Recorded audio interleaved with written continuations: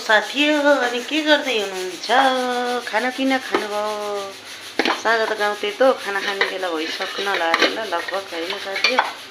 अनि मैले हेर्नु साँझको चाय पानी दिएँ अनि खाना बनाउँदैछु। आलु चावल अनि अरहरको दाल मटर पनि बनाउने हो साथी। यहाँ पनिर काटेर रेडी छ।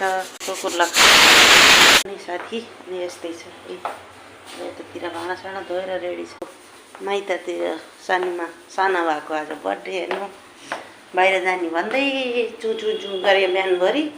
अनि लास्टमा गएर त लो घरैको सादा खाने भने अनि के गर्ने साथी बनाइदिनै पर्यो होइन। सन्चो भयो नि नभए नि अनि त्यस्तै साथी।